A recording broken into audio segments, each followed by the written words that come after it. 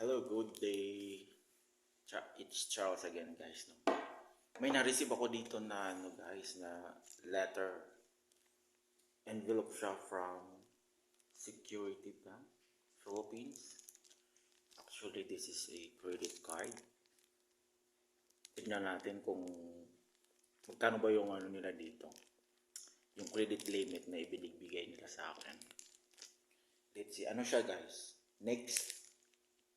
Titanium card siya, Mastercard from Security Bank. Tingnan natin kung ano siya. Kung ano ba yung laman nito. First time ko to, guys, na magkaroon ng ganito na credit card. Sabi nila ito daw ay this is good for millennials daw, yung mahilig sa mga travel savvy or online shopping savvy. Yun, pwede mo daw siyang gamitin. Tignan natin. I-open natin kung ano to. Wait. Hala, kinakabahan ako. Kinakabahan na excited ako. Hala, wait. So, ito siya. Let's see ha. Bubuksan na natin. Let's open this one. See. Careful daw na bubuksan natin para hindi daw masira. Pero i-check muna natin yung card kung ano ba. Maganda ba yung pagka-print niya. Kung ano. First time ko to ha.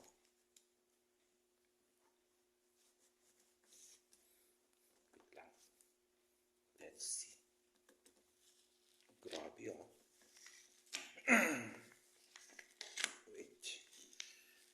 Open this. Oh. Wow. Tapos yung their model, guys. Dog siya na corgi. Sino kaya nakaisip nito? Ayun. Tingnan natin yung mga ano nila. 22. This is their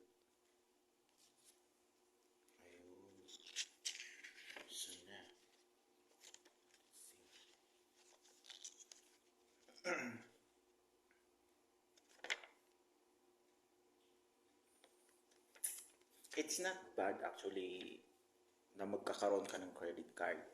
The important is dapat responsible ka ng ano. Dapat yung i-purchase mo na item na gagamit ka nito is dapat ano siya.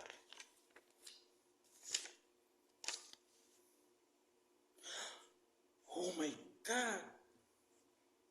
Dapat ano siya, yung paggagamit ka nito, dapat wise ka. You have to use this one correctly. Tapos, kung ano yung due date na doon sa statement of account mo, dapat bayaran mo siya full kung magkano yung monthly ano mo, due date mo doon sa ano na yun na itinakda doon sa kung ano yung binibili mo. So guys, ito. Oh my God!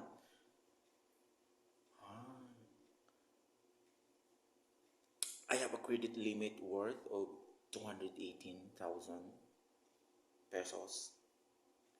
Tapos may cash advance limit na 109,000 pesos. So, yung billing cutoff niya is every 5th of the month. So, every 5 days. Tapos, yung payment due date niya is 21 days after the cutoff. So, guys, kaya ko ba? Of course, kaya, di ba? Kakayanin. Oh. So, oh my God. Let's open this one. Ang ganda ng ano niya. Look at that, oh. It's a corgi. Yung corgi. Siguro yung nakaisip nito, yung ano nila, sa marketing nila, siguro may aso siya na ganito. Ito yung klaseng aso ni ano, ni Queen Elizabeth, diba? Ganito siya. Corgi.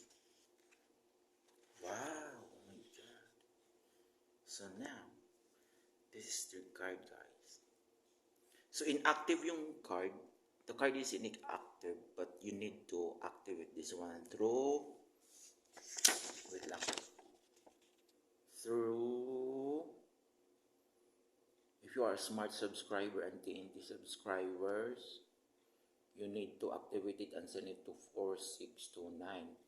If you are a Globe or TM subscriber, meron din. Tapos mayroon ding example kung paano mo siya i-text para i-activate mo siya. So ito yon. Wow. So the card is, it's a MasterCard guys. So this one, wait. It's a next titanium card. So ito yon. Charan.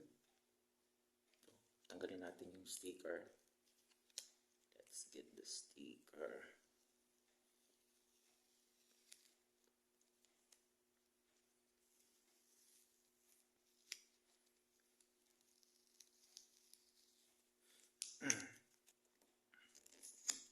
Oh, look at their card.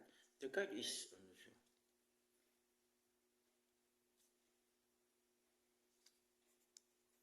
Look at their card. Ba, ganda ng card nila. Para siyang ano.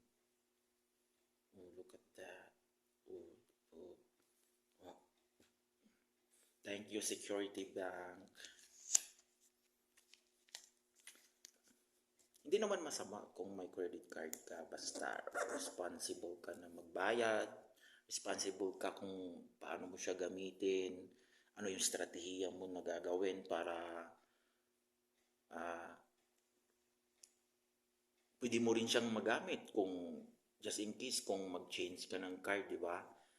Then, anuhin mo siya para magkaroon ka ng increase na credit limit siya in the next future, in the next few years, kung ano, o di ba? So, hindi masama guys, hindi ibig sabihin na may credit card ka, nag-ano ka na, naghihirap ka, hindi. Kaya nga, ino-offeran ka nila ng credit card kasi hindi ka naghihirap sa tingin nila, ganun. So, de, joke lang yan. Iba-iba naman yung estado ng buhay natin eh, pero di ba? So ito, first time ko, it's my first time to have this a credit card from Security Bank. So, don't worry, gagamitin natin to sa tama para, di ba? Kung ano mo yung gusto nating abutin, maaabot natin. Para ano, para okay yung ekonomiya ng bansa, di ba? Para ekonomiya natin. So guys, ito 'yon. Thank you so much for watching my video. Hi, hello to all the employees of Security Bank. Hi, thank you so much. Bye-bye.